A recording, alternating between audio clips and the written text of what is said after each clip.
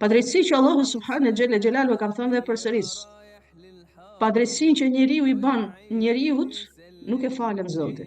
Për shembull, ka raste të tilla që të ngrehet te shefi, çka bën? Fol gënjeshtra për kolegen e vet ose për kolegun e vet. Kjo është padrejtësi. Kjo e treta, që zakonisht e përmendim ligjërata të ndryshme, dhe është e përhapur me shumë sot, kur i bën padrejtësi njerëzve të tjerë. Dhe padrejtësia e njerëzve të tjerë i ka disa lloj, nuk është vetëm një lloj. Kemi padrejtësi me fjalë. Kemi zullume me fjalë. Si padrejtësi me fjalë?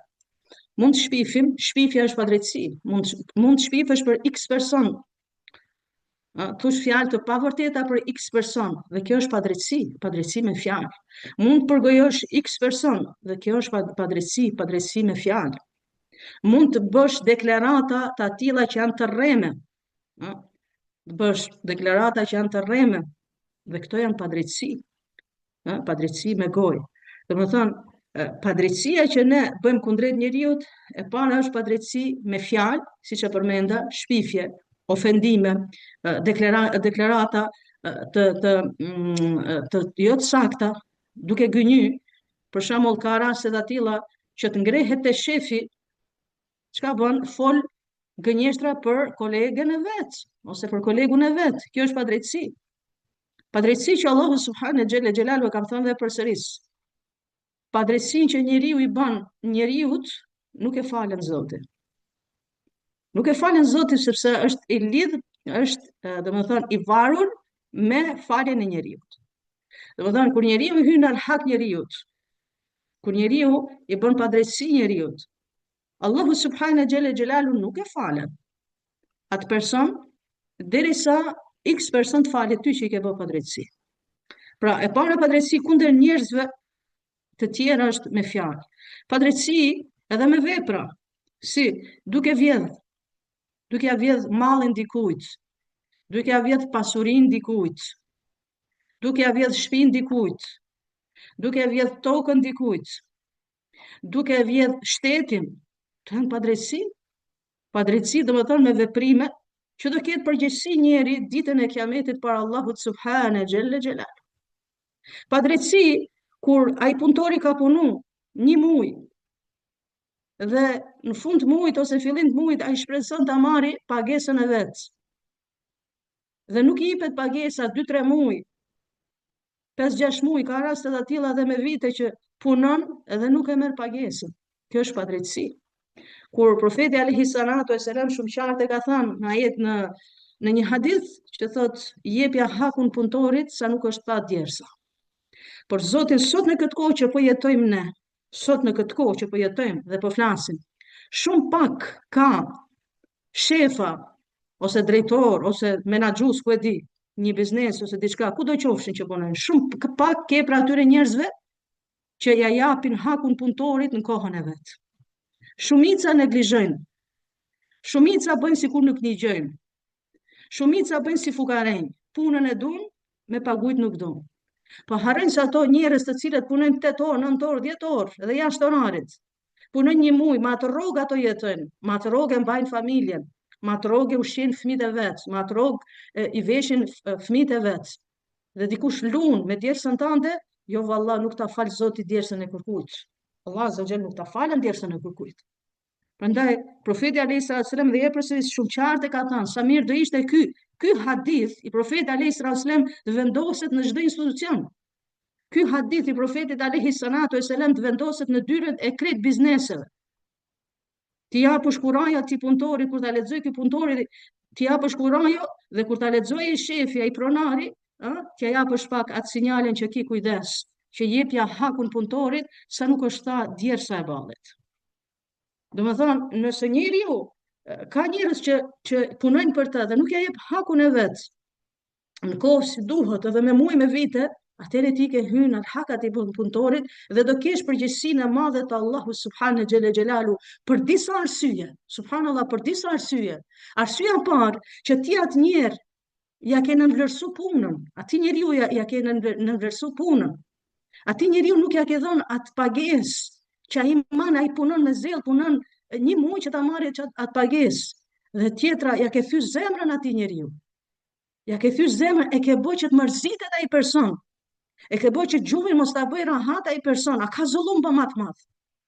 Nuk e di këto njerëz të cilët kanë biznese dhe kanë njerëz që punojnë, a janë të vetëdijshëm që sa zullume dhe padrejti bëjnë punëtorëve. Ti e don punën, po jepi edhe hakun, jepi edhe pagesën njeriu. Ti e don punën, po mos ja thysh zemrën atij personi. Pse? Ai e bën që të mërzitet. E bën që gjumin mos ta bëj rahat. E bën ndoshta ato fëmijët e tij të qajnë. Pse? Sepse fëmia dhe familja varet nga ajo rrogë, varet nga ajo pagesë. Dhe ne duhet ta dimë shumë qartë në Islam. Do të jemi të vetëdijshëm në Islami jonë është fe praktike, fe jetësore. Nuk është fe e cila vetëm në xhami dhe jashtë xhami e bë çka dush. Ti që është i devotshëm në xhami dhe jashtë xhami e bë çka dush, nuk është feja jonë kjo. Nuk është feja jonë, agjënon Ramazanin 1 muaj dhe hiqu i devotshëm dhe majte shpinë dorë dhe ma jashtë Ramazanit bëj çka dush. Nuk është feja jonë vetëm bëje një hifz Kuranit edhe bë çka dush. Jo, feja jonë është praktik. Feja jonë është jetë. Kështu e kam praktikuar. Fen kohën e profetit alayhi salatu wassalam, kur kam pyetur Aisha radhiyallahu anha e ka thënë, si ka qenë morali i profetit alayhi salatu wassalam? Si ka qenë sjellja e profetit alayhi salatu wassalam? Ka thënë ka qenë Kur'an që ka hecë në tokë. Kur'an që ka hecë në tokë. Çka do thotë? Ka praktikuar Kur'anin. Dhe këto njerëz pra nuk janë vetëdijshëm që t'ia thysh zemrën dhe ta bësh një person që mos të flejë për sjelljen tënde që ke bën. Kjo është për gjunahe më të mëdha në Islam.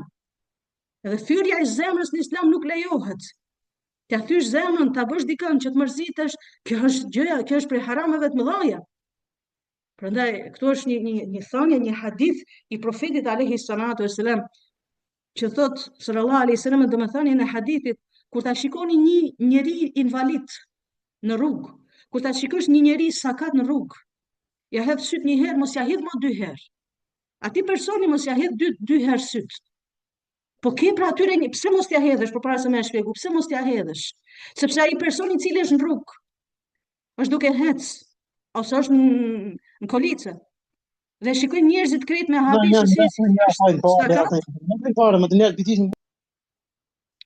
se si është sakat, atëherë çka? Ti do ta thysh në zemër.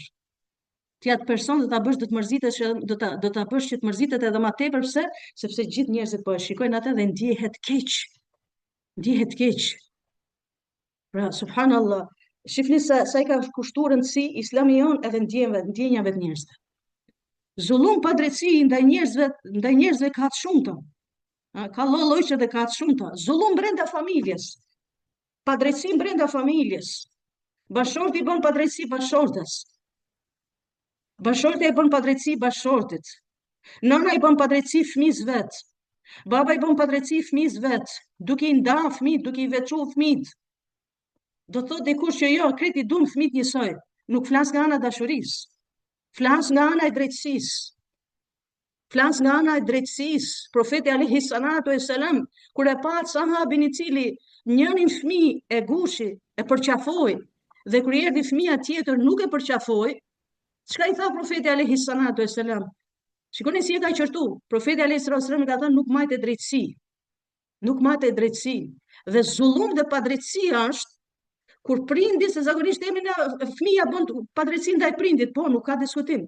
Mirë, po duhet dimë edhe diçka që edhe prindi bën padrejtësi ndaj fëmijëve të vet, duke i veçuar. Duke i veçuar në dhënje, duke i veçuar në privilegje të ndryshme, duke veçuar vajzën nga djali, djalit i jep dhe vajzës nuk i jep, se kështu e kemi në traditën shqiptare, që djali duhet marrë dhe vajza nuk duhet marrë. Jo, ti mund ta kesh në traditën shqiptare, ama me librin e Allahut, me fjalën e të Madhit Zot, nuk guxon ta veçosh vajzën tënde në trashëgimi. Nuk lejohet ty si prind, si nan dhe si bab, mos t'i japësh bijës tënde, mos t'i japësh vajzës tënde. Se Allah azza wa jalla ka ndan Kur'an. Allah azza wa jalla ka ndan Kur'an. Prandaj kemi llojet e padrejtësive, pra i kemi edhe të shtëpia, brenda shtëpi.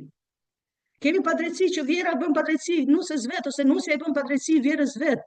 Gjithë këto quhen padrejtësi. Dhe mund të them me plot gojë që padrejtësia më e madhe ndodh në shtëpinë e njeriut, sepse ne jemi me njerëz non stop bashkë dhe mund ndodhin lloj padrejtësish ndryshme.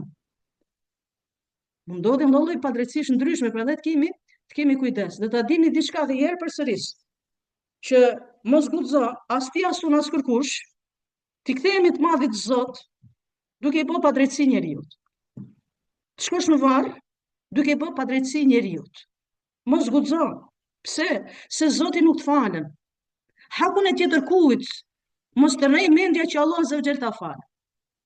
Djersën e tjetër kujt, mos të rrej mendja që Allah Azza wa Jall ta fal. Mos të rrej mendja e kërkujt, pse? Se Allahu subhanahu wa jalla xhelalu është i drejtë. Dhe për drejtësisë Allahu Azza wa Jall duhet marrë hak njeriu ndaj njeriu ditën e Kiametit. Zoti na bëf për atyre njerëzve që kërkojmë falje te Madhi Zot, pendor të jemi te Allahu subhanahu wa jalla dhe Zoti mos na bëft që të hymë në hak dikujt me vetdije të plot. Allah Azza wa Jall na fajt, Allahu ta'ala alem.